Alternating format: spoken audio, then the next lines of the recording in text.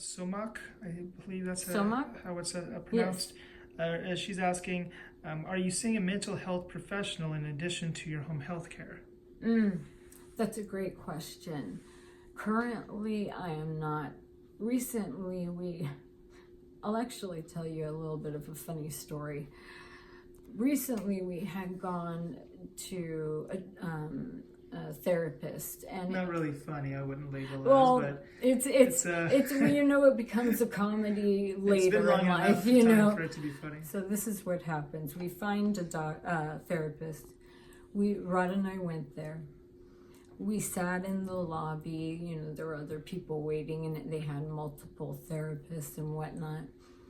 And we had been waiting. Our appointment was 45 minutes and long, and we had been waiting about 10 minutes. It was 10 minutes late, as it is. You're fine through traffic to get there, not to be right, on time. Right. It was with your bad back and everything. I think it was like 20 something miles away or whatnot. And for the international viewers, I'm not sure the kilometers on that, but I'll find out. One of the ladies was just chatting with the co-workers and eating pizza in the reception area where everyone They had opened the door for us to see who was in there. Right, That's how we actually spotted him. But... And then they finally called, and it was the same lady. So she wanted to meet me one-on-one, and Rod escorted me in there, sat me down, and then he had left. And there are some things that I need to process. It's not so much of the eating disorder, but, very uncomfortable, bad, awful things. And I know people go through worse. It's just I still have to process a lot of that sexual damage and violations and things that were done. And as I was talking to her about it, well, the whole time, imagine that this is how far apart we are from where Rod in the camera is to where I am. And there was a clock, and the whole time I'm talking, and I was, I'm just getting into it, she was going, uh-huh, uh-huh, uh-huh, uh-huh, uh-huh. This is a clock watcher. This is what's going on. Obviously not listening or not interested, and if you can imagine saying those kind of things makes you feel very vulnerable. Was she engaging with you at that time? No. So then she goes out to get Rod. And Rod, tell your part.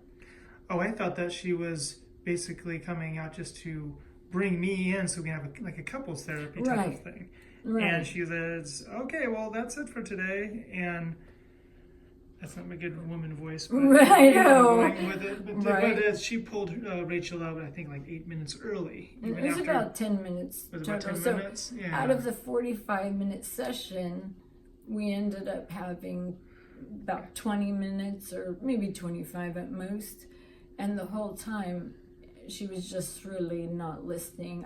A couple times she wrote down some notes. I politely asked her about getting out of there early. I go, isn't it a little early? And she says, well, we started early today. And it really threw me off. She was saying that. So I didn't want to get to this debate with her. I'm not dissing people in that field at all. It was just my experience, Exactly. So unfortunately, we're still on the lookout. So any recommendations, I'm open. April is asking, is Rachael still suffering from the illness mentally like she did years ago? April. Where are you on your recovery mentally? April, on the same topic there. That's a really great question, because as far as the food mentality, I've been able to alter. It's the negative self-talk, and that's what it is. That repeat message of certain things that I haven't been able to completely clear, but working on it, And also there is a bit of trepidation because the reason subconsciously I lost the weight originally was to be unattractive. I didn't know that's what I was doing at the time, but I think that more of that kind of side of processing abuse and being okay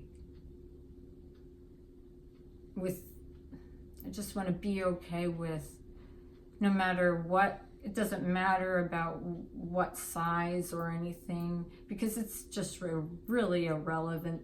As far as I'm concerned, the most important is here. And this has been cleared a lot, but there is some residual.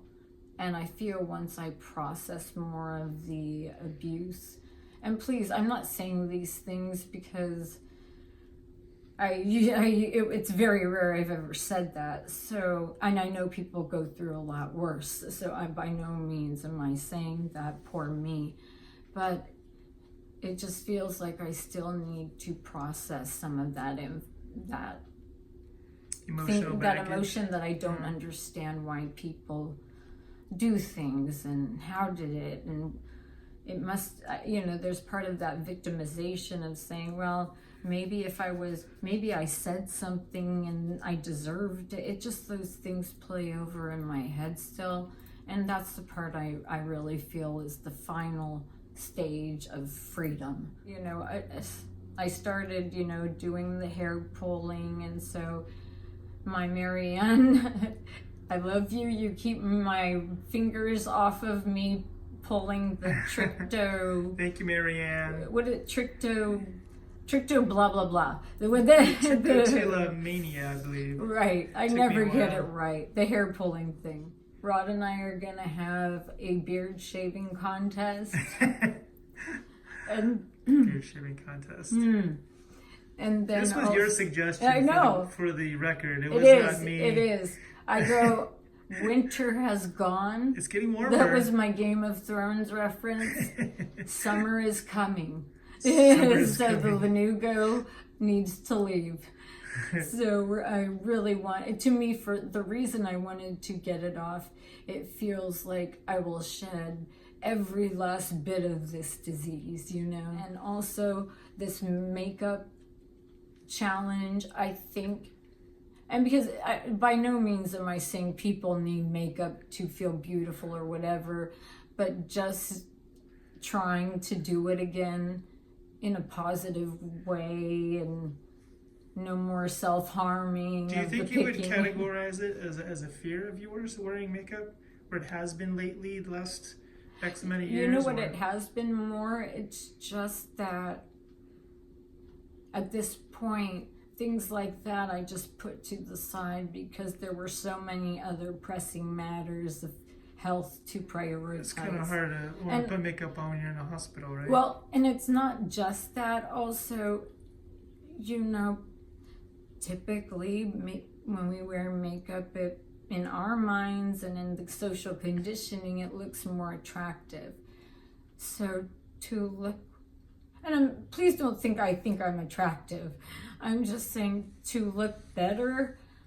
I don't want the fear of, there's still some residual fear by looking pretty, something could happen, and I hope this all makes sense. So you're saying guys. It's a protection you felt in the past, it's been protection not wearing makeup. Yeah, this is exactly. It's almost like a self-defense mechanism. Yes, in a way, thank right? you. That's exactly what I was trying to say. So, no, we've had some hard times. I will white knuckle through all of this with you. And I love you guys so much. You have no idea. The comments, the questions, keep asking. And if you guys have more recommendations on what to do with anxiety or anything at all, we read it. And this is a safe place to post where we can all learn and heal. And I can't tell you how much I love you. It makes for an interesting read too, reading all the comments and seeing the social dialogue and having other people piggybacking on other comments. And they're listening. I get kind of drawn in there sometimes. Absolutely. And all of it is healing. Yes. You know, this is a safe place to talk about anything. No, none of our ailments are the same. This is just a safe place of stopping the negative self-talk and staying and fighting through any adversity that we might encounter. But you know what? Surviving those experiences, I feel it makes us all more layered, you know? I love that. So please keep writing. I love you guys. I missed you. And I love you because you get me through this too, with Rod as well. I love you so much, and check it out. I'm gonna do this, right?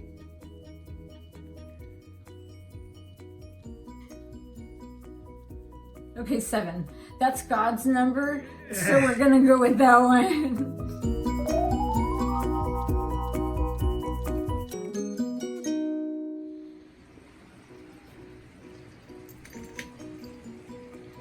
Bud to the rescue.